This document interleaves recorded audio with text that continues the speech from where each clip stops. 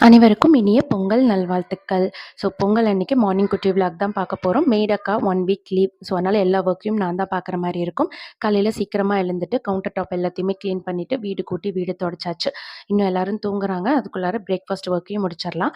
இன்றைக்கான பிரேக்ஃபாஸ்ட் பார்த்தீங்கன்னா வெண்பொங்கல், சாம்பார், சட்னி. அது மட்டும் இல்லாமல் ராகி இட்லி மாவும் அரைச்சி வைக்கணும். அதுக்காகவும் ஊற வச்சுக்கலாம். இதுக்கான ப்ரொப்போர்ஷன் பார்த்தீங்கன்னா 2:1.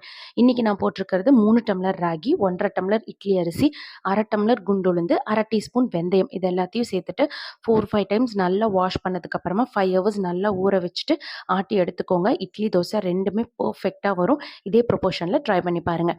அதே மாதிரி வெண்பொங்கல் செய்யும்போது 1/2 டம்ளர் பால் சேர்த்துக்கோங்க. அது கூடவே 1/2 இன்ச் இஞ்சி வந்து நல்லா துருவி வேக வச்சு எடுத்து வச்சுக்கோங்க. டேஸ்ட் ரொம்ப நல்லாயிருக்கும் வெண்பொங்கல். அது மட்டும் கிடையாது, எண்ணெய் கொஞ்சமாக விட்டுட்டு சீரகம், மிளகு, முந்திரி பருப்பு, கருவேப்பிலை தாளித்து கொட்டிட்டு நல்லா கிளறும் போது நல்லா 3 டேபிள் ஸ்பூன் நெய் விட்டு கிளறினீங்கன்னா டேஸ்ட் வந்து கடைசி வரைக்கும் அந்த நெய் டேஸ்ட் இருக்கும். ரொம்பவே நல்லாயிருக்கும். நல்லா சாஃப்டாக இருக்கும் வெண்பொங்கல். இதே மெத்தடில் ராகி இட்லி மாவு, வெண்பொங்கல் இது எல்லாத்தையுமே ட்ரை பண்ணிவிட்டு எப்படி இருக்குங்கிறத மறக்காமல் எனக்கு கமெண்ட்ஸில் சொல்லுங்கள். நெக்ஸ்ட்டு ஒரு சூப்பரான வீடியோவில் நான் உங்களை மீட் பண்ணுறேன். தேங்க்ஸ் ஃபார் வாட்சிங். பாய்.